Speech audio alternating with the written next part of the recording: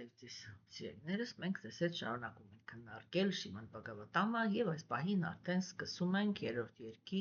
9-րդ գլուխը։ Անցյալ գլուխը ինքը ներկայացրեց կենդանի էակի նյութական բանականության ձեռքբերման եւ այդ բանականությունով առաջի անգամ նյութական աշխարհի հետ շփման process-ները։ Մենք դες հետ տեսանք, որ նյութական բանականության ամենագլխավոր հատկանիշներից մեկը կայանում է նրանում, որ նյութական բանականությունը ինքը իհարկե կարողանում է հետազոտել նյութական աշխարհը։ Սա չի քննարկվում։ Ինքը կարողանում է հետազոտել, բայց արիացիները իրենք ցույց են տալիս, որ այդպիսի հետազոտությունները իրենք ոչ մի պարագայում, չեն թույլ տալիս կենդանի էակին պատասխանել ամենակարևոր հարցերին, որտեղից է հայտնվել կյանքը եւ ինչի համար այն գոյություն ունի։ Մենք տեսանք, որ Տեր Բրահման ինքը նայեց շուրջ բոլորը, անկալեց տարածությունը, որի մեջ ինքը գտնվում է, եւ այդ երկու հարցի պատասխանը իր համար ընդհանրապես պարզ չէր։ Այսինքն ինքը հիմա տեսնում է, որ ինչ-որ մի հատ մարմնի մեջ ինքը նստած է լոտոսի ծաղիկի վրա, մաքրության սիմվոլի վրա, որովհետև ինքը դեռ կոպիտ ասած առաջի անգամ է եկել նյութական աշխարհ եւ դեռ ոչինչ չի հասցրել այս աշխարհում անել։ Մենք ձեզ հետ երեք զրուցեցինք այդ թեմայով, չէ, որ չի հասցրել անել, դա դեռ չի նշանակում, որ չկա անցյալ, որովհետև այդ անցյալը, այսինքն այդ կարմա ճակատագիր կոչվածը, ինքը ձևավորվում է հոգևոր աշխարհում։ Հենց այն պահին, երբ որ կենդանի էակը նախանձի զգացում է ունենում, կամ գիրագույն Աստծո ազնվորության հանդեպ, կամ նրա մաքուր նվիրավների հանդեպ։ Եվ դա արդեն կենդանի էակի հոգևոր աշխարհից եկած պատմությունն է։ Եվ դա, թե ինչ է տեղի ունեցել հոգևոր աշխարհում, երբ որ կենդանի էակը ինքը գալիս է նյութական աշխարհ, ինքը բացարձակապես մոռանում է հոգևոր աշխարհի իրականությունները։ Տեսեք, շատ հաճախ մարդիկ իրենք այդ հարցադրումներն են անում։ Իսկ ինչու կենդանի էակը ինքը չի հիշում, որ ինքը հոգևոր աշխարհից է։ Եթե ինքը հոգի է, ապա ինչու ինքը չի հիշում, որ ինքը հոգի է։ Եվ այստեղ մենք տեսնում ենք, որ արիացիները իրենք շատ մանրամասն են քննարկում այդ թեման։ Առաջի գաղափարը եւ ամենակարևորը, հիմքային գաղափարը կայանում է նրանում, որ կենդանի էակը, երբ որ նախանձի զգացում է ապրում, սա նշանակում է, որ ինքը չի համաձայնվում։ Հասկանում եք, ինքը չի համաձայնվում այն իրականության հետ, որը գոյություն ունի հոգևոր աշխարհում։ Եվ իսկ այդ հոգևոր աշխարհը արարել է գերագույն Աստծո ազնվորությունը, ոչ թե արարել է, այլ որտեղ դա հավերժ է, այլ հոգևոր աշխարհը ինքը գոյություն ունի այնպիսի տեսքով, ինչպիսի որ դա բան է արել, предполагалось, էլի, ենթադրվել է գերագույն Աստծո ազնվորության կամքի համաձայն։ Հասկանում եք, եւ այստեղ մենք ուրեմն պետք է այս նրբությունները շատ լավ հասկանանք, թե ինչպես է ընդհանրապես տեղի ունենում այդ, որովհետև այդտեղ է, հասկանում եք, մեր նյութական գոյության քոքը ինքը այդտեղ է, որ ես չեմ ուզել Աստծո իրականությունը։ Եվ դրա հետևանքը դա է, որ ես ուզում եմ անկախություն։ Ես ուզում եմ անկախություն, ուզում եմ փորձեմ իրականացնեմ իմ ուժերի համապատասխան ինչ-որ մի ուրեմն բան, իրականություն։ Հիմա տեսեք, երբ որ ես դա անում եմ, չէ, բնականաբար բացարձակ այստեղ ոչ մի խնդիր չպետք է առաջանա, բնականաբար մենք պետք է հասկանանք, որ ես պիտի մոռանամ իմ կապը գերագույն Աստծո ազնվորության հետ, որպեսզի ունենամ անկախության զգացում։ Այսինքն մենք պետք է հասկանանք, թե այդ նյութական աշխարհում այդ անկախության, գիտեք, ես միշտ ասում եմ, որ եթե մարդը ինքը ուշադիր լինի, չէ, ինքը շատ հստակ կնկատի, որ երբ որ ինքը ցանկացած նույնիսկ նյութական աշխարհում է դա այդպես, երբ որ ազնվորությունը ինքը ձգտում է անկախության, ինքը անկախության հետ միասին ձեռք է բերում անտերություն։ Հիմա այդ անտերությունը ինքը կարող է կենթանիակի համար պարզվի բավականին բարենպաստ, չէ՞, իսկ կարող է դառնալ նրա կործանման հիմքը։ Որովհետև դա այդտեղ արդեն միակ գործոնը, որ գործում է, դա այն է, թե ինքը անձնավորությունը, ինքը ինչ պոտենցիայի տեր է, չէ՞։ Երբ որ ինքը ընդունում է իր կապը, նույնիսկ նյութական աշխարհում է դա այդպես, երբ որ մարդը ինքը օրինակ ընդունում է իր ընտանիքը, չէ, իր տոհմը, իր ցեղը, իր ազգը, չէ, ինքը օգտվում է այդ ընտանիքի, ցեղի, ազգի, պետության բոլոր հնարավորություններից։ Հասկանում եք։ Իսկ եթե դա արդեն ինքը հերքում է, այո, ինքը մնում է անտեր։ Հիմա տեսեք, եթե ինքը անձնական այդ 6 բաների մեջ, 6 արժանինքների մեջ ունի ձեռքբերումներ անցյալ կյանքից, այսինքն գեղեցկություն ունի, գիտելիք ունի, բարի անուն ունի, չգիտեմ, այնտեղ հարստություն ունի, իշխանություն ունի, եւ անկախ է, չէ՞։ Եթե ինքը այս 5 բաներից ինչ-որ մեկը ունի, դա արդեն խոսում է նրա մասին, որ ինքը ինչ-որ մի ռեսուրս ունի, որի հաշվին ինքը կարող է կայանալ եւ այդ կոպիտ ասած անտերության մեջ։ Հիմա այն նույն բանը տեղի ունենում հոգեվոր աշխարհում։ Ուղղակի գերագույն աստծո անձնավորությունը ինքը գնում է այդ էքսպերիմենտին, հասկանում եք։ Ինքը ասում է, դու անկախություն ես ուզում, որպեսզի դու լիարժեք անկախ քեզի զգաս, դու պիտի մոռանաս, որ ես ընդհանրապես կամ։ Ուզում ես ըստ էության ինձ մոռանաս, խնդրեմ մոռացիր։ Հա, բայց այդ խնդրեմ մոռացիրը իր մեջ ենթադրում է, որ դու մոռանում ես, որ դու հոգի ես, հա, որ դու մոռանում ես, թե քո հետ ինչ է եղել հոգևոր աշխարհում, թե դու ում ես նախանձել, ինչի համար ես նախանձել, հա, եւ ինչի հետևից ես եկել նյութական աշխարհ։ Այսո, այդ ամեն ինչը չկա։ Չես ուզում հիշել, չկա։ Հիմա գնա նյութական աշխարհ, 0-ից էիր ուզում սկսեիր, խնդրեմ, դու 0 ես, ինչ ուզում ես արա։ Սա է։ Հասկանում եք, օրինակ տեսեք, ասենք նյութական աշխարհում, չէ, եթե ես ընտանիքի օրինակը շարունակեմ, չէ, շատ հաճախ մարդիկ, որոնք իրենք անկախություն են ձևավորում, իրենք անկախությունը ձևավորում են այսպես, որ դու պիտի մնաս քո ծնողի դիրքում, այսինքն ինչ են շարունակում ծնողի դիրքում, որ ամեն անգամ, երբ որ ես քո կարիքս գամ, ես պիտի իմանամ, որ ես իրավունք ունեմ դիմեմ քեզ, հենվեմ քո վրա, օգտագործեմ քեզ։ Այստեղ արդեն այդպիսի կոպիտ խոսք է գալիս, չէ՞։ Բայց դու իրավունք չունես հետաքրքրվես, թե ես ինչպես եմ ապրում, իրավունք չունես խառնվես, իրավունք չունես կարծիք ունենաս, իրավունք չունես վերաբերմունք ունենաս, որովհետև ես անկախ եմ եւ ես ուզում եմ, հասկանում եք, իսկ Աստված ինքը այդպես չի ասում։ Ինքը եւ այդ ժամանակ, այո, շատ ծնողներ իրենք համաձայնվում են այդ բանաձևին։ Ինչու՞, որովհետև իրանք կապվածություն ունեն, սենտիմենտալ կապվածություն ունեն, հա, եւ այդ ներքին հրաժարումը չունեն, որ կարողանան այ երեխային հանգիստ ասել, գիտես, դու չես ուզում, հա, դու ուզում ես անկախություն, գնա եւ անկախ եղի։ Всё, սրանց հետո մոռացի ինձի, ես չկամ, ես գնում եմ ապրելու իմ համար, դու գնում ես, եթե դու գնում ես ապրելու քո համար, ուրեմն ես էլ գնում եմ ապրելու իմ համար։ Չէ՞։ Եվ ասենք, օրինակ, ես վստահ եմ, որ Հայաստանում, չէ, ծնողների 80%-ը այս խոսակցությունը չի հասկանա եւ ընդհանրապես ընդունակ չի այդպիսի որոշումների, չէ՞։ Եվ եթե ասենք ինչ որ մեկը հանկարծ այդպիսի որոշում ընդունի, ու այդ որոշումը պնդի մինչև վերջ,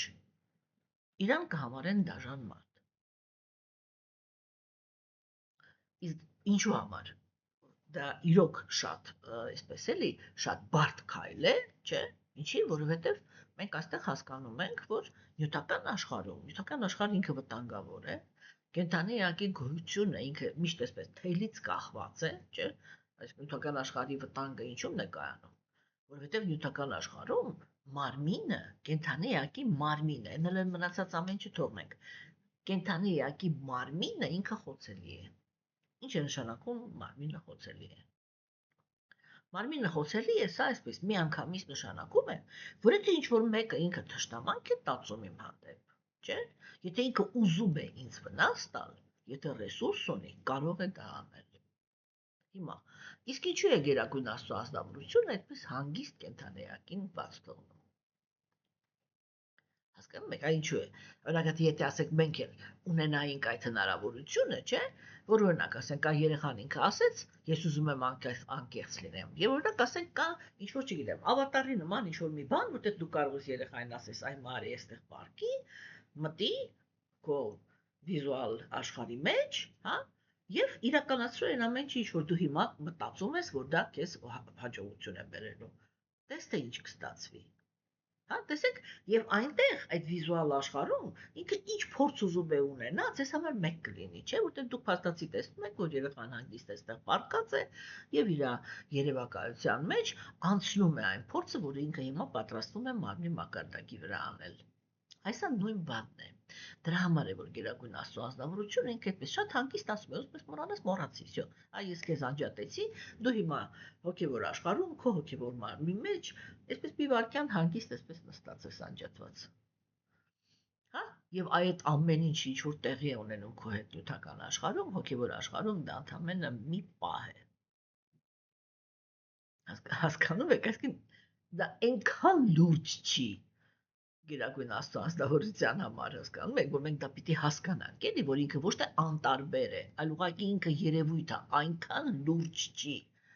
որ իրան մեղադրել, որ ինքը ինչ-որ այդպես լուրջ թողել է, լքել է, եսի ինչ է արել, չէ, այդ ամեն ինչ ընդհանրապես այստեղ չի աշխատում։ Եվ մենք տեսանք, որ այդ բանականությունը, որը ինքը հայտնվում է 0 վիճակով, հայտնվում է նյութական աշխարհում, ինքը ընդհանրապես չի հասկանում, ինքը որտեղից ծնվեց, ինչի համար ծնվեց, ինչ արեց, չէ՞։ Հիմա ինքը Բրահման, որպես ազնվորություն, ինքը Բրահման, ինքը ունի մաքրություն։ Եվ եթե կենդանեակը ինքը ունի ներքին մաքրություն, չէ, ինքը միշտ իր բանականությունը օգտագործում է ճշմարտություն հասկանալու համար։ Հասկանում եք, երբ որ կենդանեակը ինքը գիտելիքը իր բանականությունը օգտագործում է ճշմարտություն հասկանալու համար, չէ, այդտեղ Գերագույն Աստծո ազնվորությունը ինքը դուրս է գալիս կոնտակտի։ Այսինքն մենք տեսանք, որ Տեր Բրահման իր օրինակի վրա ցույց տվեց, որ եթե կենդանեակը ուզում է ընկալի իր գոյության քոքը, հա, այն ամենավերջի քոքը, ինքը ուրեմն պարտադիր պետք է հրաժարվի բանականության հիմքի վրա նյութական աշխարհի հետազոտությունները, որովհետև նյութական բանականությունը ինքը նախատեսված է նյութական աշխարհի օրենքները հասկանալու համար, ինչու, որպեսզի կենդանեակը կարողանա անվտանգ եւ ճիշտ գոյատևել նյութական աշխարհում։ Նյութական ոչ մի էլեմենտ, ոչ նյութական զգայարանները, ոչ նյութական միտքը, ոչ նյութական բանականությունը, ոչ տեմ բոլե նյութական եսը ոչ մի կոնտակտ չեն կարող ունենալ ոչ մի հոգևոր երևույթի հետ։ Որպեսզի կենդանեակը ինքը ընկալի Աստծուն, ընկալի իր հոգին, ընկալի հոգևոր աշխարհը, ինքը պետք է վերականգնի իր հոգևոր մարմինը։ Պիտի վերադառնա իր հոգևոր գիտակցությանը, չէ՞։ Բhagavad Gita-ն Տեր Քրիշտան ինքը 3-րդ գլխի վերջում պարզ ասեց. էգոիզմն է, որ փակում է քո աչքերը, փակում է քո բոլոր զգայարանները, եւ նա է քո միակ թշնամին, որովհետեւ էգոիզմի պատճառով է, որ դու հրաժարվել ես ընկալել ճշմարտությունը, ընկալել այն աշխարհը, որի ռեալ մասնիկն ես դու, չէ՞։ Հիմա ինչպես կարելի է դա հաղթահարել։ Միայն մի կերպ, վերականգնելով հոգևոր բանականությունը։ Ինչպես է վերականգնվում հոգևոր բանականությունը։ Հոգևոր բանականությունը վերականգնվում է հոգևոր գիտելիքի շնորհիվ։ Ինչի հաշվին է հոգևոր գիտելիքը կարողանում վերականգնել հոգևոր բանականությունը։ ինքը կարողանում է դա անել, որովհետև հոգևոր գիտելիքը պետք է պարունակի իր մեջ նյութական աշխարհի, ֆիզիկական եւ հոգեբանական կառուցվածքի մասին գիտելիք, հոգևոր աշխարհի, ֆիզիկական եւ հոգեբանական կառուցվածքի մասին գիտելիք, չէ՞, ուրեմն Աստծո մասին գիտելիք, հոգու մասին գիտելիք, հա, եւ այս բոլոր գործոնների միասնության կամ փոխազդեցության մասին գիտելիք։ Այսինքն հոգևոր ուրեմն գիտելիքը ինքը այնքան ավելի կատարյալ է, ինչքան որ քննարկում է այն թեմաները, որը ես նոր թվարկեցի։ Սա մենք բազմիցս քննարկել ենք։ Դրա համար մենք այստեղ տեսանք, որ երբ որ Տեր Բրահման ինքը գնաց այդ ծովունով, մենք երկրորդ երկում ենք այդ էպիզոդը նորից նայել, չէ՞, որ երբ որ ինքը գնաց դրա հետևից ինչ տեղի ունեցավ։ Ինքը գնաց եւ այդտեղ տեղի ունեցավ մի շատ հետաքրքիր էպիզոդ, որտեղ ինքը լսեց տապո խոսքը, այսինքն ճգնություն։ Եվ մենք տեսանք, որ Տեր Բրահման ինքը անմիջապես բարձրացավ վերև, նստեց լոտոսի վրա եւ խորասուզվեց իր ներսը։ Այսինքն, որ բոլոր իրական պատասխանները գտնվում են մեր ներսում։ Մեր ներսում ենք մենք հերքել Աստծուն եւ մեր ներսում էլ հայտնաբերում ենք նրա հետ կապը։ Այդ ճգնությունը ավարտվեց նրանով, որ Տեր Բրահման ինքը իր սրտի մեջ, իր ներսում տեսավ գերագույն Աստծո ազնվորությունը։ Եվ այդ սազրցանյա երբը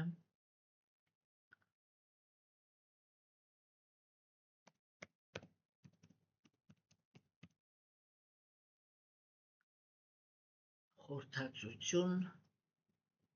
ճիշտ ասած խոսքի իմաստը չեմ հասկանում, սազրցանյա, որ ինքը նայում է, էլի, այդ որ ինքը տեսնում էր գերագույն Աստծո ազնվորությունը, իհարկե այդ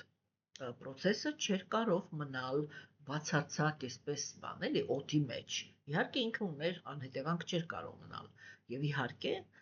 այդ process-ը ինքը ուներ իր հետևանքը։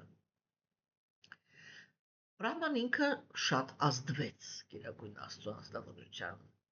կերպարից, չէ, եւ սկսեց մատուցել աղոթքներ։ Եվ այստեղ մենք դες հետ կանգնեցինք, մենք այսօր դες հետ սկսում ենք երրորդ երկի 9-րդ գլուխը, որը ինքը կոչվում է Տեր Բրահմայի բաները, աղոթքները,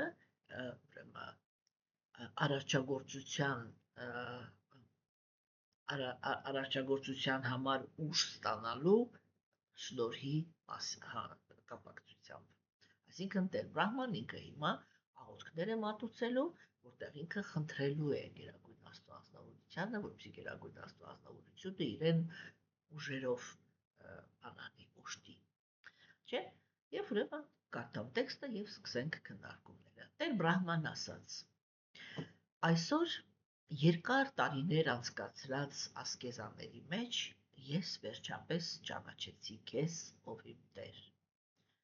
Իրապես դժբախտ են այն կենդանի էակները, որոնք մարմնավորվել են նյութական մարմիններում, քանզի նրանք զրկված են քո անձը ճանաչելու հնարավորությունից։ Ով իմ Տեր, դու ես ճանաչման միակ առարկան, որովհետև աշխարհում քեզնից վեր ոչինչ չկա։ Այն ամենը, ինչ առաջին հայացքից կարող է գերազանցող թվալ քեզանից, իրականում բացարձակ չէ։ Դու դրսևորելով նյութի ստեղծագործական ուժը հաստատում ես քո գերազանցությունը ամեն գոյի նկատմամբ։ Հա։ Ուրեմն հիմա մենք տեսնում ենք, չէ, որ Տեր Բրահման ինքը առաջին հերթին խոսում է ոչ թե որպես փիլիսոփա, այսինքն որպես ազնվորություն, որը ինքը խորացավ իր մեջ, ինչ որ բաներ հասկացավ, չէ, ինքը ոչինչ չի հասկացել։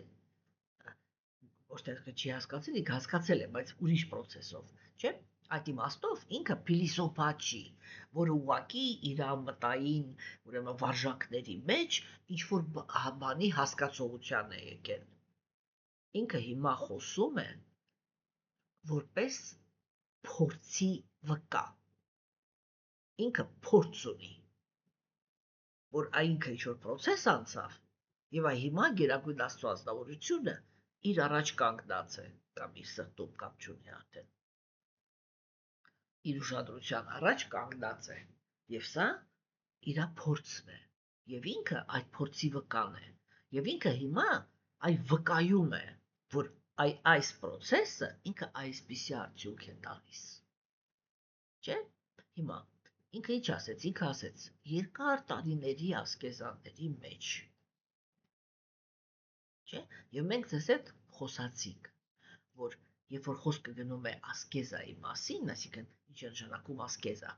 Ասկեզա բառը ինքը նշանակում է, որ կենդանի էակը ինքը զսպում է իր զգայարանները բավարարելու ցանկությունը, հա, եւ այդ ժամանակը տրամադրում է հոգեվոր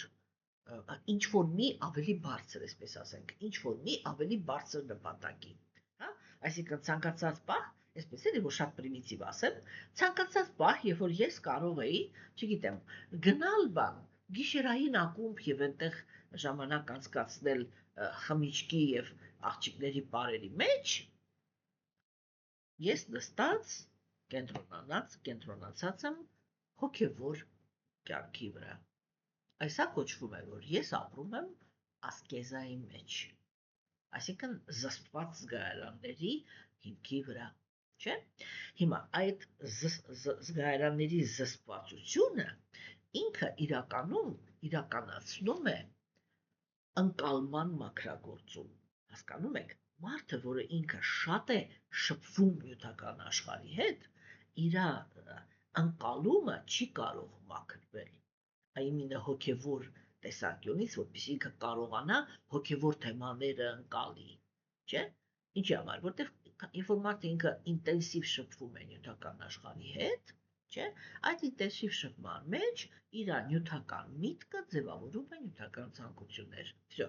մտքի մեջ մտավ անհանգստությունը։ Հոգևոր կյանքը ինքը ուզում է կենտրոնացում, որպեսզի միտքը ինքը կարողանա կենտրոնանա հոգևոր թեմաների վրա, ազնվորությունը, այո, ինքը պետք է լինի ասկետիկ, այսինքն ինքը պետք է շատ քիչ շփվի նյութական աշխարհի հետ։ Եվ ինչքան ինքը ավելի երկարատև է այդպիսի պահվածք ունենում, չէ՞, այնքան ինքը ավելի շատ է մաքրագործում իր հիմա ընկալման բանը, ընկալման ապարատը։ Այսինքն, ինքը ասեց երկար տարիներ ասկեզաների մեջ ես վերջապես հանդիպեցի քեզ։ Չէ՞, վերջապես ճանաչեցի քեզ, կներեք։ Հա, ինչի մասն է սա խոսքը։ Սա խոսում է նրա մասին, որ երբ որ ինքը ասկեզաներ էր անում, չէ՞, ինքը ոչ թե բաներ անում, էլի, не накапливал заслуги, заслуга իրեն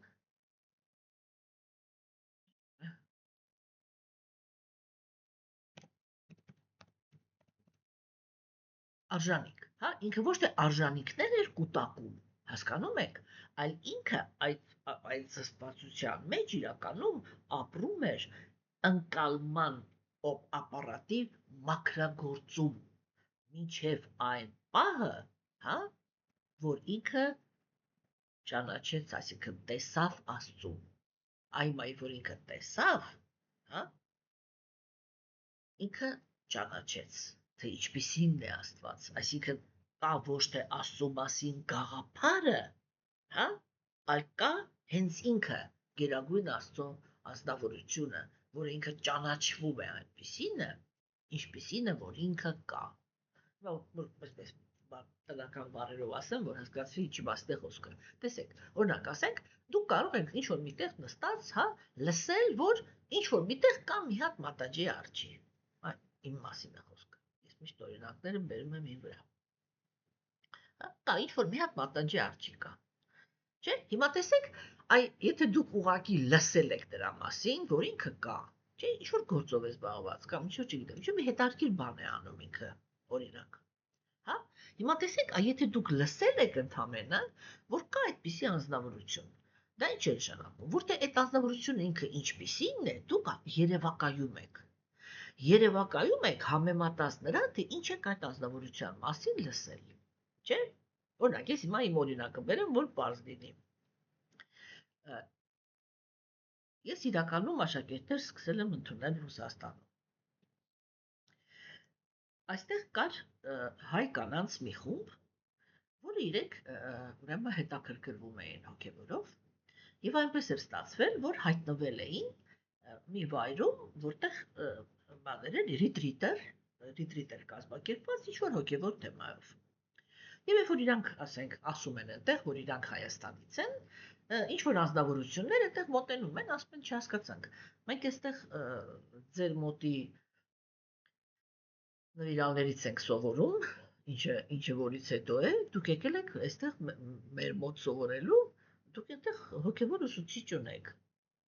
Եվ այս կանայք ուրեմն գալիս են եւ ուրեմն նստում են ու սկսում են աղոթել, որ ինձ կոպիտ ասած ինձ գտնեն։ Հետագայում, երբ որ իրանք ինձ գտան, զանգեցին, մենք պայմանավորվեցինք հանդիպման համար, հա, հիմա տեսեք, իրանք լսել են, որ կա մի կին, որը այն ժամանակ ես դեռ 50 տարեկան էի, կա մի կին, որը ինքը մոտ 50 տարեկան է, հոգևոր է, ուսուցիչ է, հոգևորի մեջ հաստատված է, եւ այլն, չէ, եւ այդ կանայք իրանք ինչ-որ պատկերացում էին կազմել իմ մասին։ Իրանք պատկերացնում էին, հետո իրանք իրանց այդ շոկը ասեցին։ Ու ասենք եւ ես, որ այդ պահին շատ հետաքրքիր իմ մոտ էլ շատ հետաքրքիր փոփոխություններ էր լինում հենց իմенно այդ պահին, չէ՞։ Օրինակ եթե դուք ինձ հետ ծանոթ լինեիք այդ 15 տարի առաջ, դուք կտեսնեիք, որ, во-первых, ես շատ ծանր կենցաղով էի ապրում։ Շատ ծանր եւ շատ բաներ ընդհանրապես, որ ուզենայի էլ չէի կարող ինձ թույլ տալ, չէ՞։ Ու այսպես գերագույն անձնավորությունը ինքս էս միանգամից իմ կյանքը այսպես խառնեց իրար, հենց որ ինքը ինձ պիտի հաներ, որ ես հասարակության մեջ նորից սկսեմ խոսել, չէ՞, խառնեց իրար եւ նյութականը բերեց դրեց իր տեղը։ Եվ ինձանից սկսվեց պահանջվել, որ ես ինչ որ կանացի սովորություններ ձեռք բերեմ, կանացի տեսք ունենամ եւ այլն եւ այլն։ Եվ ես արդեն այդ ձևի մեջ գնացի աղջիկների մոտ։ Ու գիտեք, ասենք, իրանք միշտ ինձ պատմում էին, ասում էին, երբ որ մենք ձեզ տեսանք, это был разрыв шаблона, հա, то есть մեր բոլոր պատկերացումները միանգամից օդս ցնդեցին, որտեղ երբ որ մեզ ձեր մասին պատմում էին, մենք մտածում էինք, որ դուք պրոստը մի հատ մեծահասակ կին եք, համարյա տատիկ, անպայման ուրեմն սպիտակ մազերով, անպայման երկար, այստեղ կոսարած, հա, այսպես համեստ շորերի մեջ հագնված եւ այլն եւ այլն։ Եվ հայտնվեցի ես, երբ որ այդ ժամանակ, մազերս երկար էր, մի քիչ ավելի շատ, բայց ես ներկում էի մազերս, նրանք ովքեր ինձ ամենասկզբից են բանարել, լսել, իրանք տեսել են, հա, եւ ասենք իրենք տեսան ինչ որ հագնված, զուգված, զարդարված ինչ-որ մի հատ կին, եւ իրանք այսպես ապշած նայում էին ինձ, երբ որ իրանք ինձ դա պատմեցին, ես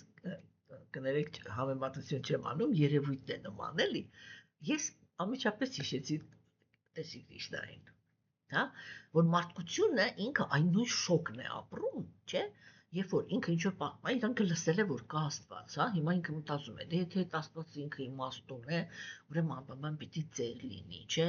եթե ինքը նյութականի մեջ խառնված չի, ուրեմն ինքը ոնց կարող է ինչ-որ նյութական քարեր, ոսկի բան, ինչ-որ բաներ կրի, ուրեմն ինքը պիտի ասես մի հատ ինչ-որ սովորական բալախոնի մեջ լինի։ Ուրեմն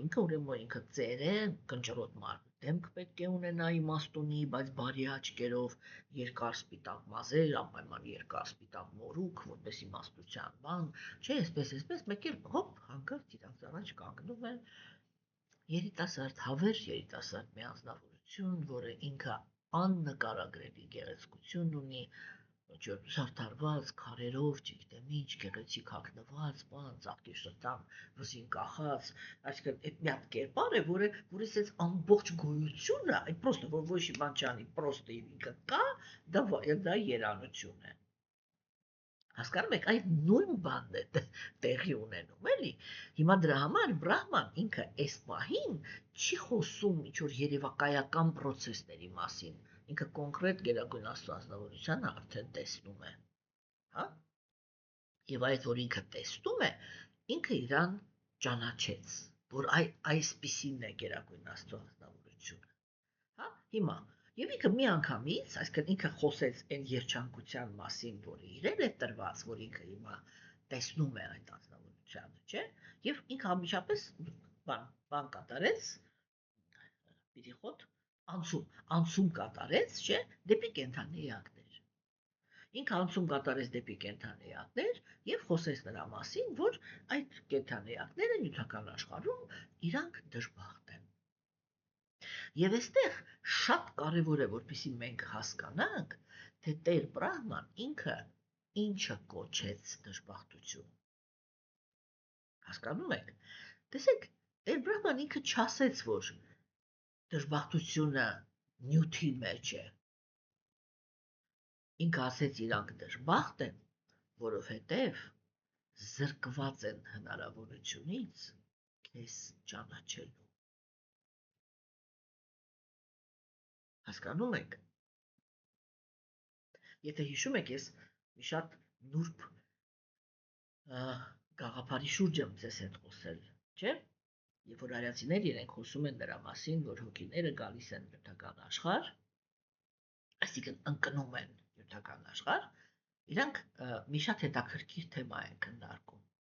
Իրանք ասում են նյութական աշխարհ գալիս են երկու տիպի կենդանեակներ։ Նրանք, ովքեր տահաձել են, վիրավորել են եւ ընկած հոգիներ են համարվում, այսինքն իրենք ընկնում են նյութական աշխարհ, եւ կան մաքուր նվիրալներ, որոնք իրենք լսել են նյութական աշխարհի մասին, այսինքն որպես մի աշխարհ, որտեղ Աստծո ներկայությունը ակնհայտ չի։ Եվ իրենք շատ մեծ հետաքրքրություն են ունենում, թե ինչի է վերածվում աշխարհը, երբ որ իրա մեջ չկա Աստված։ Այսինքն, որ Աստված թաքնված է, չկա,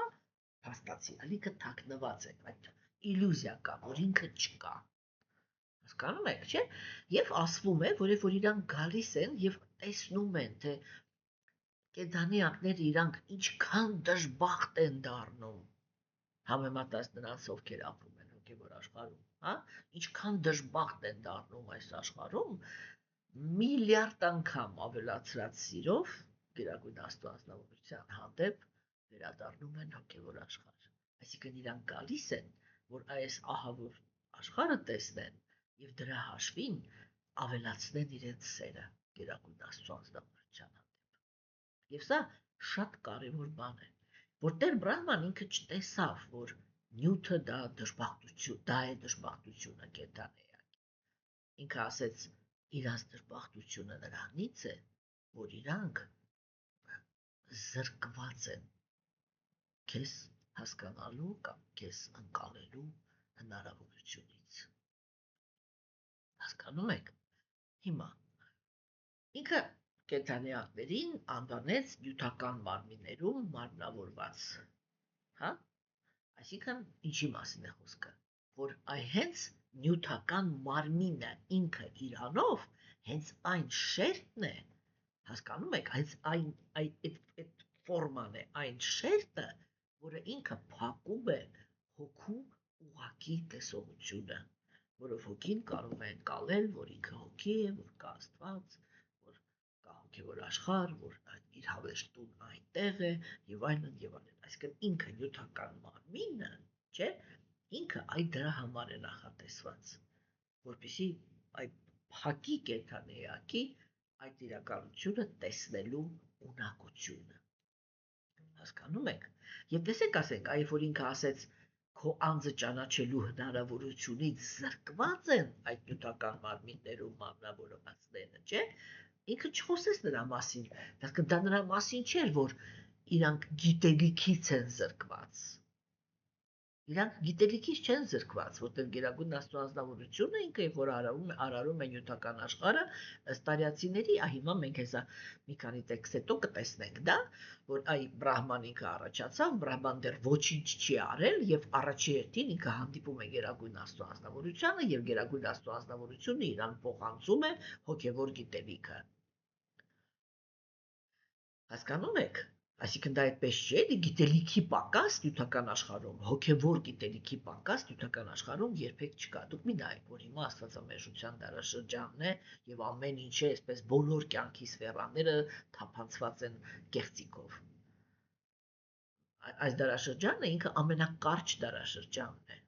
Հա, մենք երբ որ ասում ենք 432,000 տարի, դա ինչ-որ կատաստրոֆիկ թիվ է թվում, չէ՞։ Բայց մնացած դարաշրջանները իրանք տևում են միլիոն եւ ավել տարիներ։ Հասկանում եք։ Եվ աստվածակենտրոն դարաշրջանները իրենք 3-ն են։ Եվ կա մի հատ աստվածամերժ դարաշրջան, որում մենք դժբախտություն ունենք ծնվել եւ ապրել։ Հասկանում եք թեկուզ։ Հա, եւ մենք պետք է հասկանանք, որ դա շատ տարբեր ընդհանրապես, երբ որ մենք խոսում ենք աստվածակենտրոն դարաշրջանի մասին եւ աստվածամերժ, դա երկու ոնց որ այլ մոլորակների մասին խոսանք։ Բացարձակ 180 աստիճան հակառակ աշխարհներ են դրանք։ Հասկանում եք, բայց հիմա այ արարչագործության սկիզբն է, չէ՞։ Եվ ինքը խոսում է նրա մասին, որ այդ ազնվորությունները, որոնք մարմնավորված են նյութական մարմնի մեջ, իրանք քո անձը ճանաչելու հնարավորությունից են զրկված։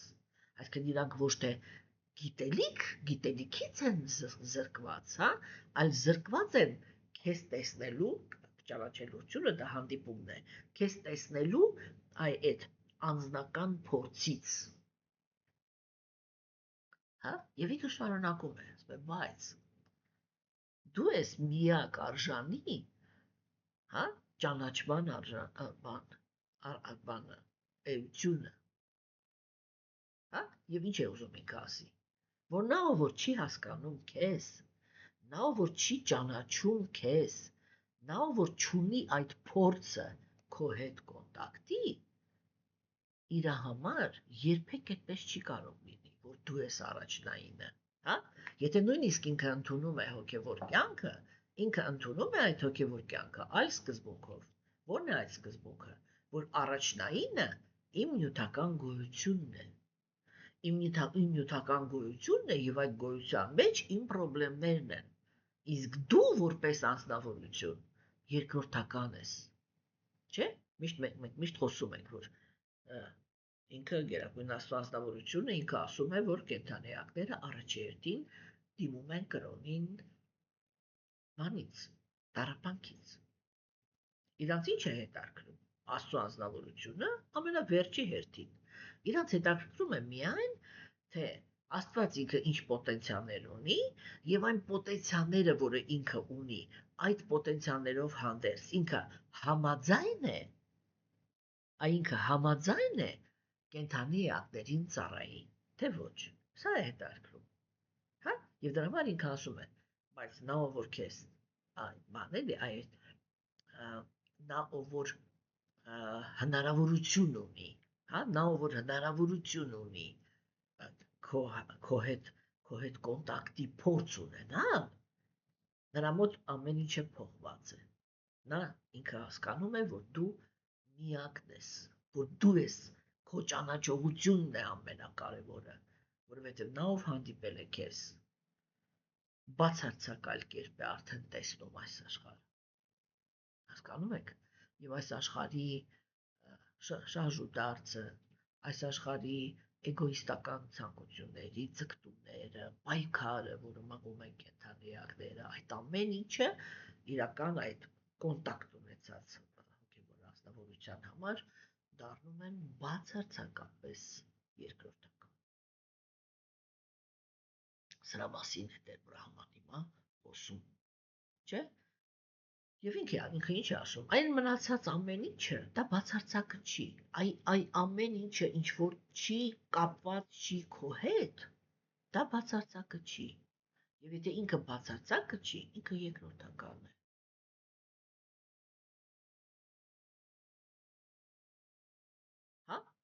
Եվ ինքը ինչ ասեց, ասեց նյութի ստեղծագործական ուժը դրսևորելով։ Հա, գերագույն աստվածավորությունը ինքը նյութի ստեղծագործական ուժը դրսևորելով հաստատում է իր գերազանցությունը։ Սա վերջի գաղափարն է, չէ՞ որը հնչեց տեքստում։ Այսինքն ինչի մասին է խոսքը։ Խոսքը գնում է նրա մասին, որ Տեր Բրահման ինքը ասում է, թվում է, որ նյութական աշխարհը ինքը գործում է։ Բայց գործելու ուժը Իրանը չի։ Հա, եւ այդ դա է, դա բավարարն է, դա գերագույն աստվածավորության ստեղծագործական ուժն է։ Եվ ինքը դրանով է հաստատում իր գերազանցությունը։ Այսինքն միևնույն է, կենդանի էակները իրենք այստեղ շատ կարևոր է, չէ՞ որ հասկանանք հիմա։ Իրականում դա հոգևոր աշխարհում էլ է այդպես։ Հոգևոր աշխարհում էլ է, հոգևոր իրականությունը չի այդպիսին է, ոչ թե որովհետև միայն կենդանի էակներն են, միայն գերագույն աստվածավորությունն է այդպես ուզում։ Մենք պետք է հասկանանք, որ հոգևոր աշխարհի իրականությունը նաև կախված է կենդանի էակներից։ Չէ՞, տեսեք, ուրեմն, ինչ է ասում գերագույն աստվածավորությունը։ Եկեք մի հատ խորանանք այդ հարցի մեջ։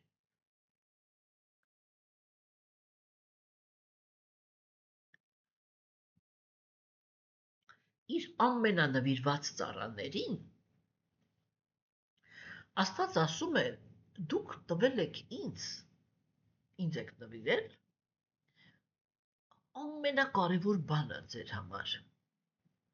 ինքներդ ձեզ, որպեսզի ես ձեզ համարժեք պատասխան տամ, հա, որպեսզի ես ձեզ համարժեք պատասխան տամ, ես պիտի վարվեմ նույն ձևով։ Ուրիշ տեղ ինքը ասում է, ես ենթարկվում եմ նրանց, ով ինձ մաքուր սիրով են սիրում։ Տեսեք, դա ինչ է նշանակում։ Հիմա ենթադրենք, ես սիրում եմ Աստծուն։ Այ հոգևոր աշխարհում եմ ապրում եւ ես սիրում եմ Աստծուն։ Այսինքն ամեն անձնավորություն ինքը յուրովի է, չէ՞ սիրում։ Օրինակի համար ես իրան սիրում եմ,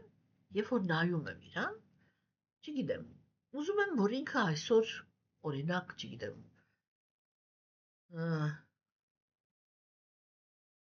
բաց կանաչ գույնի հագուստի մեջ լինի։ Կամ ես ինչ բանը ուտի, կամ ինչ-որ մի բան անի, չէ՞։ Եվ գերագույն աստվածավորությունը ինքը ենթարկվում է այդ ցանկությանը։ Հիմա ինչ դարձավ, որ գերագույն աստվածավորության կյանքը ինքը ընթանում է այնպես, ինչպես որ դա նախատեսում են նվիրյալները։ Այսինքն հոգևոր աշխարհում ապրող մաքուր սիրո հիմքի վրա գերագույն աստվածավորությանը սիրող կենդանի էակները։ Հա, իրանց հերթին իրանց ճակատագիրն էլ ձևավորվում է գերագույն աստվածավորության քայլերից։ Թե ինչպես է ինքը արտահայտում իր սերը։ Սա է, չէ՞, այն կամպանիան, որը ինքը բան է անում, հիմք է դառնում հոգևոր աշխարհի։ Հիմա նյութական աշխարհը ինքը նույն սկզբունքով է կառուցված։ Գերագույն աստվածավորությունը ինքը համաձայնություն է տալիս, որ այս աշխարհը իր հոգեբանության հետ միասին գոյություն ունենա։ Հա, եւ տեսեք, կենդանիակն էլ ինքը այստեղ ունի ինքնուրույնության զգացում, անկախության զգացում, հա, եւ իհարկե նյութական աշխարհը վտանգավոր աշխարհ է, եւ այն որ ինքը ասենք բան է, չէ, հենարան չունի այս աշխարհում, հատկապես եթե ուժեղ ընտանիքից չի, չէ, ասենք, եթե մարդը ինքը, օրինակ ասենք, տեսնենք, օրինակ նույնիսկ նորից կարող եմ բերել իմ օրինակը, չէ, ես ամենասկզբից ասել եմ ձեզ, որ ես մի ընտանիքից եմ, որտեղ եւ մայրս պարսկահայ է, հայրս մաքուր հույն է, հա, եւ կարևոր չի թե ինչ պայմաններում, եթե մի բառով ասեմ, իմ պապիկը ինքը ունեցել է հայ ընկեր, որը 46 թվականին, ինչպես մերոնք էին ասում, պապիկիս գլուխը կերել է եւ համոզել է գալ Հայաստան։ Հա, եւ իրանք ընկերներով վերցրել են իրանց ընտանիքները եւ եկել են այստեղ։ որովհետև այդ ընկերը ինքը համոզված էր, որ պատերազմից հետո հետ պատերազմյան Հայաստանում այսպես ամեն ինչ եւ որ ասած ծառերի վրա հաց է աճում, ոսկին էլ փողոցում դրած է։ Համենայնդեպս իրանց այդպես էին պատմում։ Չէ՞, ասենք ինքը հայտնվել է այստեղ։ Հիմա դա ինչ է նշանակում, որ ես այստեղ ունեմ մայր, հայր, հորս կողմից տատիկ, պապիկ, հորեղբայր, վերջ։ Ունեցել եմ հորեղբայր, որը չի ամուսնացել։ Որովհետև ինքը, կարելի ասել, բան, ազգային շովինիստ էր, այդպես ինչպես եւ շատ հայեր։ Եվ միայն այն գաղափարը, որ ինքը, ասենք, չի կարող ամուսնանալ Հունաստանում, ունենալ հույնկին, այնտեղ ապրել, վերադառնալ այնտեղ, կամ չգիտեմ ինչ, ինքը որոշում էր ընդունել, որ ինքը չի ամուսնանալ։ Եվ վերջ, եւ այդպես էլ չամուսնացավ։ Մնացի պապայի կողմից, պապիկը տատիկը մահացան, հայրս մահացավ, ես 14 տարեկան էի, եւ վերջացավ խոսակցությունը։ Չէ՞, արմատ չունես։ Ոչ մի տեսակի հնարան չունես։ Հիմա մայրիկիս ընտանիքը, հա, այդտեղ մի քիչ ավելի բան է, այսպես ճոխ է, որովհետեւ Հայաստանը վերադարձել ոչ թե միայն իմ պապիկը, իրանք 4 եղբայր էին եւ 4 եղբայրները իրենց ընտանիքներով վերադարձել են Հայաստան։ Անմիջապես հենց եկել են,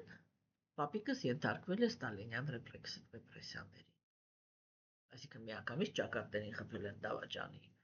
բանը եւ ուղարկել։ Հա, հետո երբ որ արդեն ինչ-որ Ստալինը մահացավ, չգիտեմ ինչ, արդարացրեցին, չէ՞, բայց միևնույն է, չէ, ռովնաշարը ջարդվեց, չէ, այսինքն մարդիկ իրանք եկան եւ չկարողացան այստեղ կայանալ։ Հա, հիմա ինձ ինչպես ես եւ մեր ընտանիքի, ասենք, բոլոր անդամները, իմ սերունդը արդեն, չէ, կամ հենց իմ ծնողները, որոնք իրանք այդ պահին երեխաներ էին, իրանք ինչ էին զգում Հայաստանում։ Անտերություն, չէ, բացարձակապես։ Լավագույն դեպքում, եթե ասենք իրանք եկել էին, բայց ռեպրեսիաների չէին ենթարկվել, իրանք աղբար էին, հա, վատագույն դեպքում այն էր, ինչ-որ իմ ընտանիքում էր տեղի ունեցել։ Ինչ էր եղել, պապիկիս Պարսկաստանից այնտեղ տեղակալը, հենց եկել էր այստեղ, հասկացել էր այստեղ ինչ է կատարվում, պապիկիս վրա դանոս էր գրել, ինքը անգլիական շպիոն է, ինչի համար, որ պապիկի մեջտեղից հանի, ինքը այդ պարսկահայերի մեջ նստի եսի միջ։ Են թվերի 46-47։ Եվ վերջ։ Հասկանում եք։ Չէ, հիմա պարզ է, չէ, որ երբ որ սակավաթիվ է, կենդանիակը իրան թույլ է զգում։ Հիմա այս սրա մասին է խոսում Տեր Բրահման։ Հասկանում եք, որ եթե անձնավորությունը երբ որ նյութական աշխարհը ինքը գործում է, չէ, թվում է, որ ինքը ինքնուրույն է, եւ կենդանիակներին էլ թվում է, որ իրանք կարող են ազդեցություն ունենալ այս աշխարհի վրա։ Բայց ինչ ուզում է մարդը անի, բնությանը վերջի խոսքն է։ Եվ այդ բնության վերջի խոսքը դա Գերագույն Աստծո անձնավորությունն է։ Հա? Եվ ինքը ինչ ասեց, դու քո գերազանցությունն ես հաստատում։ Տեսեք այս բանը, չէ, այս խոսքը ինքը իրականում շատ պատասխանատու խոսք է։ Ինչու համար, որովհետև թվում է, որ Գերագույն Աստծո անձնավորությունը ինքը այնտեղ ինչ-որ նստած, այսպես դիրքով, որ ինչ է դուք ստեղ որոշել եք, որ դուք բանեք, անկախ եք, դե ես հիմա ձեզի ցույց կտամ։ Ես հիմա ամեն քայլափոխում այնպես կանեմ, որ դուք զգաք իմ գերազանցությունը։ Սա իշխանության ցկտող կներեք աբյուզերի հոգեբանություն է, չէ՞։ Բայց Տեր Բրահման հիմա իր մասին այդպես է ասում, դու հաստատում ես քո գերազանցությունը։ Ո՞րն է այդ գերազանցությունը։ Դա արդարությունն է։ Հա, վերջնական արդարությունը, որտեղ հոգևոր աշխարհում Գերագույն Աստծո անձնավորությունը ինքը արդարությունը իրականացնում է հենց սկզբից։ Նյութական աշխարհում ինքը ասում է. արեք ինչ ուզում եք։ Կենդանիակները անում են ինչ ուզում են, Վերջում ինքը ասում է, ամեն մեկը տիչի է կարժանի։ Այդ վերջում միշտ Աստծո խոսքը, հոգևոր մարդիկ իրանք մտածում են, որ Աստծո խոսքը պիտի լինի սկզբում, երբեք այդպիսի process նյութական աշխարհում չկա։ Նյութական աշխարհում սկզբում բոլոր կենդանիները անում են այն, ինչ որ իրանք են ուզում։ Եվ մենք եթե այսա չենք հասկանում, մենք երբեք չենք հասկանա ինչ է տեղի ունենում, երբ որ հոգևոր մարդուն ագրեսիվ աթեիստները տանջամահ են անում։ Թե դա вообще ոնց է հնարավոր, որտեվ հարց է, չէ, տրամաբանական հարց է առաջանում, եթե ինքը իրոք հոգևոր էր, ինչու էր դա հնարավոր։ Ինչու հրեաները եւ հռոմեացիները կարողացան այնպես վարվել Հիսուսի հետ, որ դա հնչեր հենց այսպես։ Ինքը հայտարարել է, որ ինքը փրկիչ է։ Դե եթե կարող է, թող առաջի հերթին ինքը իրան փրկի։ Այ մենք հիմա իր այդ ինչ ուզում ենք կանենք, թող ինքն իրան փրկի։ Եվ կտեսնեք դա կհաջողվի թե ոչ։ Հասկանում եք։ Եվ այդտեղ հազարավոր հրեաներ այդ պահին, երբ որ այդ ամեն ինչը տեղի էր ունենում, դուք մի հատ պատկերացրեք, չէ՞։ Պատկերացրեք, որ արդեն եկավ Հիսուսը, ինքը սկսեց խոսել, շատ մարդիկ այն ինչ որ ինքը ասում էր, սկսեցին ընկալել, ընդունել, գնալ այդ ճանապարհով, ո՞րն էր այդ ճանապարհը։ Այդ ճանապարհը ո՞րն էր։ Ինչ էր արել Մայիսեյը։ Մայիսեյը ինքը ներշնչել էր հրեաներին, որ հրեաները պետք է պայքարեն իրենց ազատության, իրենց անկախության, больше никогда, այլևս երբեք։ Հա, մենք ստրուկ չենք լինելու։ Սա էր, չէ՞, բանաձևը, որը պիտի իրականացվեր։ Եվ այդտեղ 5 տակարանում Յովան ինքը հայտարարում է. ես հրեաների նախանձախնդիր Աստվածն եմ։ Ես այս նախադասությունը չեմ հոգնելու կրկնելուց։ Հա? Այսինքն դա ինչ է նշանակում, որ հրեան ճիշտ է, սխալ է, հանցագործ է, թե հրեշտակ է, ով ուզում է լինի, եթե ինքը հրեա է, ես իր հետ եմ։ Հա, սա է իրանց պատկերացումը, թե ով է Աստված։ Հասկանում եք։ Եկավ Հիսուսը, ինքը ինչ ասեց։ Ինքը ասեց ոչ։ Դուք ոչ մի ինչ որ առավելություն չունեք ոչ մեկի առաջ։ Աստծո հետ կապված բոլոր կենդանիները, բոլոր բնություն, ես, բոլորը հավասարապես գերագույն Աստծո անձնավորության զավակներն են։ Ինչի ինքը իմինը զավակը շեշտեց, ոչ թե ինքը չասեց մասնիկներն են, շատ կարևոր է։ Ինքը իմինը տաք բան ասեց, ինքը ասեց զավակները։ Այսինքն որ դուք պետք է հասկանաք, որ Աստված ինքը բոլորին է վերաբերվում որպես սրտացավ, այսինքն որպես իր երեխա։ Չէ՞։ Ինչ արեցին։ Այն նրանք, ովքեր որ հրեաների այդտեղի բացառիկության թեմայի հետևից գնացողներն էին։ Ինչ արեցին։ Իրանք Հիսուսին բռնեցին, չէ՞, եւ հիմա պատկերացրեք այդ բանը, չէ՞, որ մարդիկ իրանք սկսեցին հավատալ դրան եւ իրանք ինչ էին անում, սկսում էին դուրս գալ, չէ՞, այդ դաշտից, որ իրանք մտածեն, որ իրանք յուրահատուկ են, որ իրանք избранные, էլի ոնց հայերեն, ընտրյալներ են, չէ՞։ Հիսուսը իրանց է դուրս էր բերում, չէ՞, տեղից։ Ոչ մի բան չի հիշացնում ձեզ նմանության տեսանկյունից։ Հասկանում եք։ Եվ ասենք ինքը դուրս էր բերում։ Եվ այդ ազնվորությունները, հիմա պատկերացրեք, որ նրանք ովքեր հավատացել էին այդ բաներ, այդ իդեաներին, չէ՞, իրանք տեսան, որ Հիսուսին բռնեցին տոնների էությանը համապատասխան խոսքեր եմ ասելու, հա, վերջի փալասի պես չգիտեմ ինչ ձևի վարվեցին իր հետ, մտրակահարելով, արուն լվիկ անելով, չգիտեմ, բանը գլխին դնելով, խաչը տոնայանով, մեջքին տալով, ասին դե հիմա դու էլ քո խաչը տար, որ այնտեղ էլ տանջամահես լինելու, եսիմ ինչ, չէ՞։ Եվ նրանք, ովքեր իրան հավատացել էին, այդ ամեն ինչը տեսնում էին։ Հա, ինչ իրանք մտածում էին, որ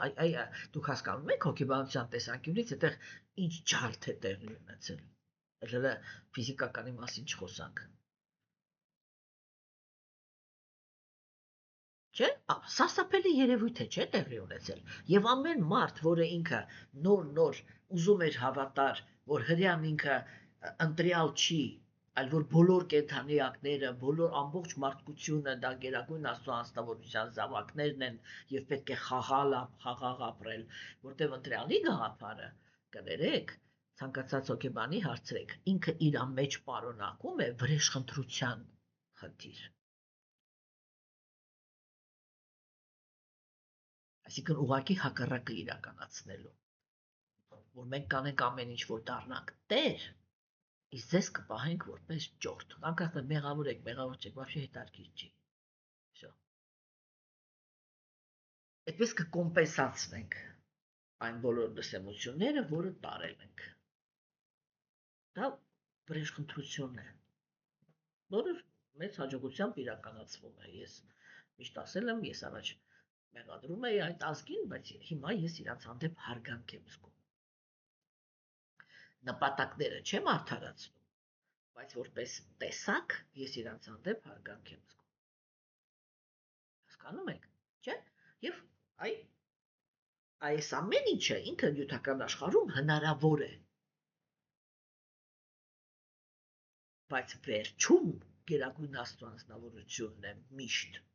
իր գերազանցությունը հաստատում։ Հա? Եվ այս աշխարհում դեռ չի եղել, հասկանում եք, չի եղել այդպիսի դեմոնական բնություն ունեցող, այսինքն այդ իշխանության բանի համընդհանուր իշխանության, կներեք, համընդհանուր իշխանությանը ենթարկվող բաների հետ կապված, չէ, որ ինքը վերջում չհանդիպի գերագույն Աստծո անձնավորության զայրույթի հետ։ Բայց այդ վերջը մինչև գալիս է, չէ՞, այ մենք բացես այդ պատմություններ եք նայելու, երբ որ ինչ-որ մի դեմոն ինքը կարողացավ կիսաստվածներին վռնդի դրախտից եւ ինքը նստի ամբողջ տիեզերքի տիրակալ, հա, եւ ինքը այնպիսի այլանդակություններ էր անում ամբողջ տիեզերքով մեկ, ինչը որ բնորոշ է դեմոնին, չէ՞, էգոիստ, որտեղ դեմոնը ինքը ագրեսիվ էգոիստ է։ Հիմա ինքը իշխանություն ունի, ինքը ինչ է անելու, բոլորին բռնաբարելու է, չէ՞։ Այդպես մոտելով, սպանելով ման էր գալիս։ Եվ հիմա տեսեք, ամենասարսափելի բանը, դա տևեց 10,000 տարի։ Հասկանում եք, այսինքն ինչ էր տեղի ունենում։ Այն ազնվորությունները, որոնք իրանք հենց այդ պահին ծնվում էին, իրանք ապրում էին այդ տիրան, այդ բռնակալի բանի ձեռքի տակ, տանջամահ էին լինում, աղքատության մեջ, դժբախտությունների մեջ, ինքը տկած ուներ այդ ամեն ինչի վրա։ Հակառակը դիտավորյալ այնպես էր անում, որ ինչքան հնարավոր է ավելի շատ տանջվեն, ով որ մի հատ ընդհանրապես Աստված բառեր ասում, իրան մորթում էին։ Հասկանում եք, չէ՞։ Եվ այդ մարդիկ իրանք ծնվում էին այդ պայմաններում, չէ՞, եւ ապրում էին։ Այդ պահին իրանց համար Աստծո արդարությունը որտեղ էր։ Ոչ միտեղ իրականում, չէ՞, այդ ժամանակի մեջ ընկալման հետ կապված ոչ միտեղ։ Իրանք 10,000 տարի տեսնում էին, որ այս սև սատանան, մեր բաներով եթե վերցնենք, օրինակ 10 տարի տեսնում էին, որ այս սև սատանան ինչ ուզում անում է, հազարավոր մարդկանց գլուխ կերավ եւ մի հատ մազ իր գլխի վրայից չշարժվեց։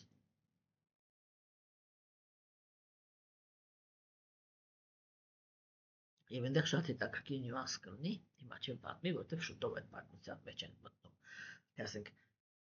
հա, եւ այդ 10,000 տարի հետո նոր գերագույն Աստծո անձնավորությունը քայլ արեց։ Իր վերջին բանը, այդ իր գերազանցությունը, որ այսպես է, այդպես չի, քո ասածը չի։ Հասկանում եք։ Այս հիմա Տեր Բրահման ինքը այս սրա մասին խոսեց, որ գերագույն Աստծո անձնավորությունը ինքը վերջնականում այդ դա է անում։ Հա? Եվ Տեր Բրահման ինքը ուրեմն ներկայացրեց այս տեքստով իր այն, որ ինքը երկար ճանապարհ անցավ, որտեղ ինքը մաքրագործում էր իր ընկալման հնարավորությունը, եւ երբ որ այդ ընկալման ունակությունը ինքը բավականին մաքրվեց նյութական շերտից, ինքը ճանաչեց գերագույն Աստծո անձնավորությունը։ Եվ այբ որ ինքը ճանաչեց գերագույն Աստծո անձնավորությունը, ինքը պարզ տեսավ, որ իրական տառապանքը կենդանիակների ոչ թե նրանում է, որ իրանք նյութական մարմիններ ունեն, չէ՞, մենք արդեն դա քննարկեցինք, այն նրանում է, որ իրանք չեն կարող ընկալեն գերագույն աստվածնավորությանը։ Ինչու է դա տառապանքի, իրաց տառապանքի, իրաց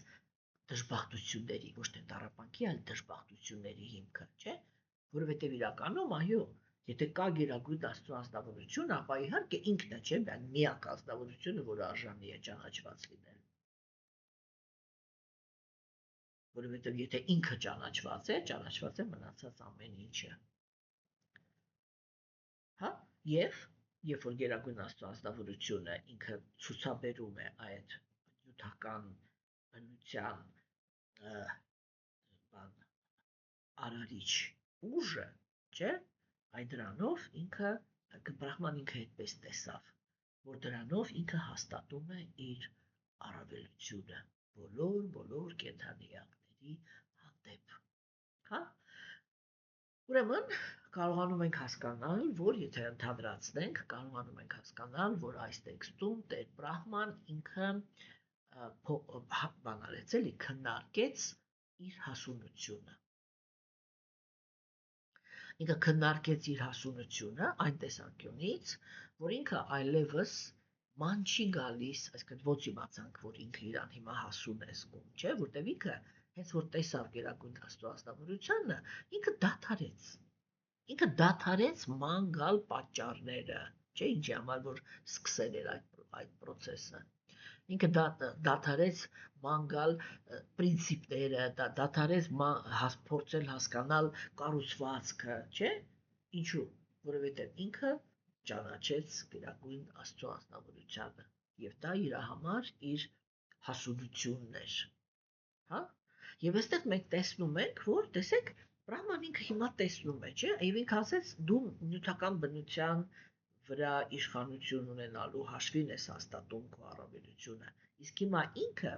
պիտի երկրորդական արարիչը լինի, հա, եւ այդ երկրորդական արարիչը լինելու համար ինքը պետք է խաղաղ վերաբերվի, չէ, նյութական աշխարհին։ Եվ մենք տեսնում ենք, որ այլ որ ինքը տեսավ գերագույն աստծո անձնավորությունը, իր մեջ նյութը անիծելու կամ նյութը մեղադրելու նրա համար թե ինչպիսին է ինքը, այդ ընդհանրապես այդպիսի ոչ մի բառ չհնչեց։ Ինքը չի անիծում նյութը, հա։ Ինքը ուղղակի ասում է, որ նյութը ինքը բերում է կենդանի էակին դժբախտության, որովհետև կենդանի էակը ինքը կորցնում է Աստծուն ընկալելու բանը։ Доступ էլի к этому։ Ոնց է հայերեն достуp։ Mirë կներեք։ Այստեղ էս բառը կա։ Մուտքի։ Ոչ, ես հույսով եմ, որ հասկանում եք ինչի մասն է, չէ՞, որտեղ այս доступը ինքը շատ կարևոր է, էլի, որտեղ ասենք այս առարկան, հա, ինքը այստեղ դրված է, հա, այստեղ ինքը դրված է։ Ու ես չեմ կարող իրան գտնեմ, որովհետև իմ ու իրարը, իմ ու իրան մեջտեղը ինչ որ մի հատ շերտ կա։ Եթե նույնիսկ ես հասկանում եմ, որ այս առարկան այնտեղ կա,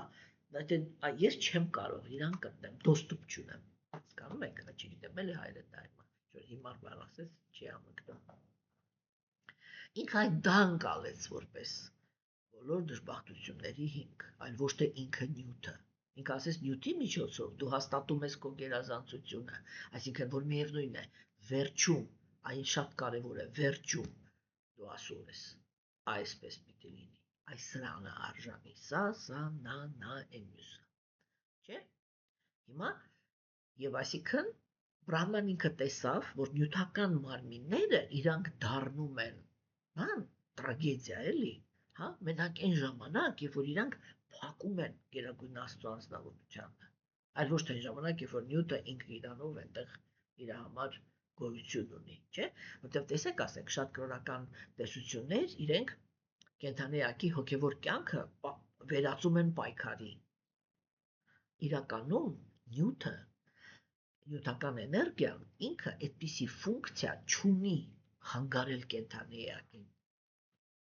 Հասկանում եք, չէ՞, տեսեք օրինակ, մենք ձեզ հետ քննարկում էինք բանը, չէ՞, ասեք, Կալի յուգայի գալը։ Ինչ ասեց Պարիկշիտը Կալիին։ Այսինքն այդ սատանությանը, ինչ ասեց ինքը։ Ինքը ասեց. դու կարող ես, նա ասեց, ես որտեղ էլ գնամ քեզ եմ հանդիպելու, որտեղ այստեղ ամեն ինչը արիական քաղաքակրթությունն է։ Իստեղ ես արդեն կամ, դուր ինձ իմ տեղը, որտեղ ես պիտի ապրեմ։ Մենք դա շատ նրբորեն քննարկել ենք բոլոր նյուանսներով, չէ՞։ Եվ ինչ ասեց Պարիքշիտը։ Ինքը ասեց. դու կարող ես ապրել այնտեղ, որտեղ կա մսակերությունը, ինտոքսիկացիաների հանդեպ հակումը, հա, ազարտ խաղերը, ուրեմն, ազատ սեռական կյանքը եւ ոսկին։ Այ դու կարող ես այդտեղ ապրել։ Այդ դրա հետ միասին ոսկին։ Հասկանում եք։ Այսինքն հարստությունը, որը ինքը աջակցում է այս 4 երևույթների աճեցմանը։ Այդտեղ դա քո տարածքն է։ Հիմա, երբ որ կենդանի էակը, այդպես չէ՞ որ սատանան ինչ-որ գալիս համոզում է, ոչ մեկի չի համոզում։ Երբ որ կենդանի էակը ինքը իրանով արատի հանդեպ հակում ունի, այ իրան կոպիտ ասած սատանան վերցնում է։ Հիմա ես շատ անսպասելի բան եմ ասելու։ Մենք այն ժամանակ քննարկեցինք, չէ՞, որ երբ որ մարդը ինքը ընդունում է իրական հոգևոր process-ը, այլ որ ձևական չէ, ինքը մնում է սատանայի ճիրաններում, որտեղ իր հոգին արատավոր է, իր քայլերը արատավոր են, իր պահվածքը, իր կյանքը արատավոր է։ Հասկանում եք։ Հիմա տեսեք օրինակ, չէ՞, մարդը ինքը կարող է համարել իրան հոգևոր, եւ ոտքից գլուխ, այսպես ոտքից գլուխ թաթախված լինի բռնության հակման մեջ։ Եվ բռնությունից բացի իր հոգևորությունը ուրիշ ոչ մի բանով չի արտահայտվում։ Այդպիսի կրոնական շարժումներ էլ կան, չէ՞։ Կամ ասենք այդպիսի կրոնական մարդիկ կան, որոնց հոգևորը ինքը արտահայտվում է մենակ դրանով, իրականացնել բռնություններ։ Դրա մեջ ոչ մի հոգևոր բան չկա։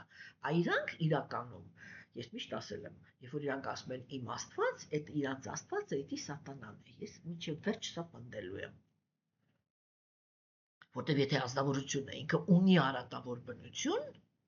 երբ որ ինքը ասում է իմ Աստված, այդ Աստվածը ռեակցիա է տալիս արատի տիրակալը, իսկ արատի տիրակալը սատանան է։ Հասկանում եք հիմա, իսկ երբ որ կենդանիակը ինքը դիմում է, արդեն այդ մաքրության սկզբունքները պահում է, չէ՞, այդ կալին, այսինքն սատանան, ինքը իրական հոգևորի հետ ընդհանրապես գործ չունի, ինքը այսպես հանգիստ է թողնում այդ կենդանիակին։ Հա? Բայց իր ծառաները, որոնք լցված են ատելությամբ, կարող են հիմա այսպես, այս շատ բան եմ ասելու, բայց ասելու եմ,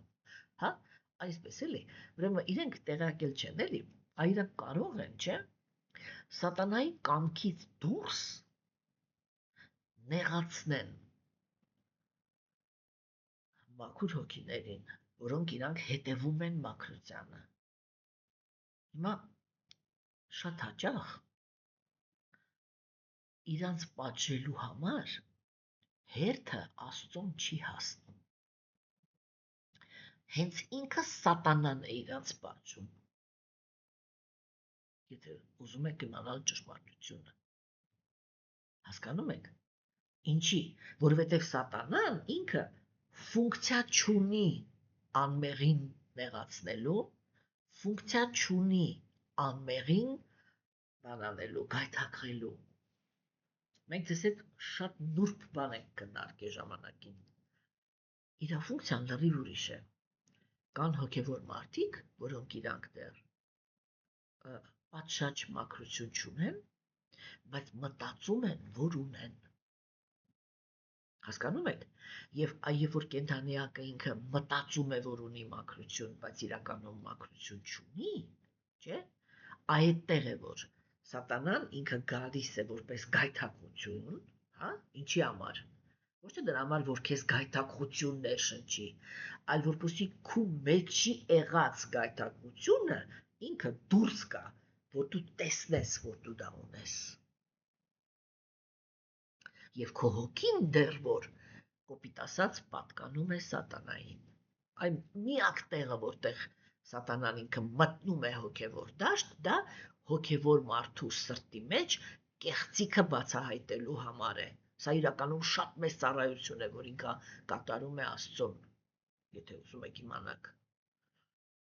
Հասկանում եք, բայց երբ որ կենդանիակը ինքը ռեալ հաստատված է հոգևոր կյանքի մեջ, չէ, եւ ինքը ռեալ մաքրության հետևից գնացող է, եթե նույնիսկ այդ պահին դեռ լրիվ մաքուր չի, բայց ինքը գիտակցում է, որ ինքը լրիվ մաքուր չի, եւ ինքը անկեղծ գնում է մաքրագործման ճանապարհով, Աստված, սատանան ինքը այսպես 100 կիլոմետր այդպիսի կենդանիակից հեռու է մնում,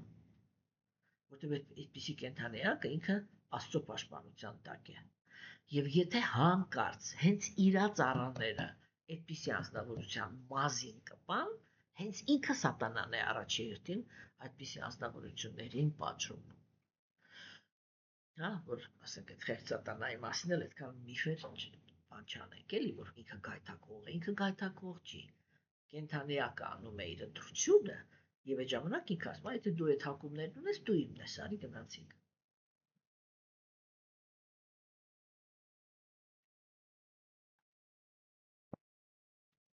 Հասկանում եք, սիրելիները, սա շատ բան նրբություններ են, էլի։ Հիմա, ուրեմն Տեր Բրահման ինքը այսա էլի քննարկում, չէ, որ բանը Գերագույն Աստծո անձնավորությունը ինքը գոյություն ունի ինքը իրանով արժեք է, հա, եւ նյութական մարմինը ինքը դառնում է բան դժբախտության, չգիտեմ, ինչի բանի հիմք, որովհետև ինքը փակում է Գերագույն Աստծո անձնավորությունը։ Այսինքն ամենագլխավոր միտքը, որը Բրահման այս աղոթքի մեջ արտահայտեց, դա այն էր, որ բացարձակը ինքը չի բանանում, էլի, չի ընկալվում համեմատությունների մեջ։ Ինչի համար, որտեղ ինքը ասեց, այն ինչ որ թվում է քեզանից բարձր։ Հա? Այդ ամեն ինչը կորցնում է իր բանը, քաշը, երբ որ բանը կենդանիակը ընկալում է քեզ։ Այդ թվում է ավելի բարձր, դա նշանակում է, որ կենդանիակը միշտ համեմատում է։ Հիմա թվաց, որ ամեն մեկը իր տեղում նստած կմտածի, ոյ, չէ, ով է այդպես մտածում, որ Աստծուց բարձր մարդ կա։ Հիմա ասեմ ով։ Պրակտիկորեն բոլորը։ Չէ, որտեղ ինչ ասես Տեր Բրահման, ինչ է նշանակում էլ այդ համեմատում է, չէ, եւ թվում է ավելի բարձր։ Հա, օրինակ տեսեք, ասենք, բոլորը հիմնականում, չէ, ավելի շատ են սիրում։ Սերը ո՞նց է արտահայտվում։ Սերը արտահայտվում է նրանով, թե ես ինչքան եմ ժամանակ ծախսում։ Ինչի վրա, ինչքան ժամանակ եմ ծախսում։ Հա, եւ եթե ես ինչ-որ մի բանի վրա ժամանակ եմ ծախսում, ես այնտեղ կամ շահ ունեմ, կամ սեր։ Համաձայն եք, չէ՞։ Հիմա տեսեք, կենդանիակի շահը, երբ որ ինքը մոտենում է Աստծուն, դա իր եւ իր մտերիմների տառապանքից ազատիր, երջանկության մեջ հաստատիր։ Այս թեման է, չէ՞։ Հենց որ ինքը ստանում է այդ, այսինքն ինքը շփվեց, որ կենդանիակից, որ Աստծուց ստանա դա, ինքը Աստծո հետ շփվում է միայն այդ շահով։ Սիրո մասին ընդհանրապես խոսք չկա։ Իսկ ո՞նց է ստացվում, որ ես Աստծուն գիտեմ, Աստծուն օգտագործում եմ, հա, որպեսզի կարգավորեմ այն անձնավորության կյանքը, ում սիրում եմ։ Հիմա հարց եմ տալի, ես ավելի շատ ում եմ սիրում։ Իմ համար ավելի շատ ով քաշ ունի։ Նա ում համար ես աղոթում եմ, այլ ոչ Աստված։ Այն Բրահման ինքը սա է ասում, չէ, որ կենդանիակը ինքը որ համեմատում է, թե իր համար ով է ավելի կարևոր, Աստված թե օրինակ իմ երեխան, Աստված թե իմ սիրած տղամարդը, Աստված թե իմ սիրած կինը, Աստված թե իմ ծնողները, Աստված թե իմ հայրենիքը, Աստված թե եսի ինչ։ Եվ ամեն անգամ դուրս է գալիս, որ ավելի կարևոր է այն ինչ որ գոյություն ունի նյութական աշխարհում, եւ դա հաղթում է։ Հասկանում եք, որտեվ եթե հակառակը լիներ, այ Աստված թվար ավելի արժեքավոր, ես երբեք չէի ասի խղճա կամ խնդրում եմ այստեղ պաշտպանի, այդտեղ եսի ինչ արա։ Ես կասեի, դու ինձ համար ավելի թանկ ես, եւ եթե դու մտածում ես, որ ինքը պիտի տառապի, թող լինի այդպես։ Այդ կնշանակի ինձ համար Աստված ավելի թանկ է։ Հասկանում եք, կամ ամեն մի վարքյան, երբ որ ես ազատ ժամանակ ունեմ, ես ընտրում եմ աստվածային գործով զբաղվել, այլ ոչ թե այդ ժամանակը նվիրաբերել, ասենք նյութական աշխարհում ապրող, ինձ հետ ինչ-որ կապ ունեցող կենդանի էակներին։ Այսա կնշանակեր, որ ամեն ինչ ընկավ իր տեղը։ Հասկանում եք, եւ Բրահման ինքը հենց այդպես խոսքեր չասեց։ Մենք բոլորս միշտ համեմատում ենք եւ միշտ ընտրում ենք։ Դու կներեք, այստեղ պիտի մի քիչ կոպիտ ասեմ, բայց էությամբ էլի, ներողություն եմ խնդրում, որ այսօր էսպես եմ վերջացնելու, բայց մենք միշտ ընտրում ենք փսոր կենդանի էակին, հա, եւ գերադասում ենք իրան, այլ ոչ թե բարձրալին։ Ինչու որտեղ ռեալ կապվածություն իր հանդեպ պրոստը չունենք։ Եվ այս դրա մասին է խոսում Տեր Բրահման, երբ որ ինքը ուրեմն այն դա բացատրեց, որ երբ որ արդեն ազնվորությունը քեզ տեսնում է, այդտեղ լրիվ ուրիշ բաներ է դուրս գալիս։ Հասկանում եք։ Եվ եկեք այստեղ կանգնենք եւ վաղը կշարունակենք մեր քննարկումները։ Իսկ այսօր հասկանը, ստեսություն ձեզ, բարի օր եմ մաղթում բոլորիդ։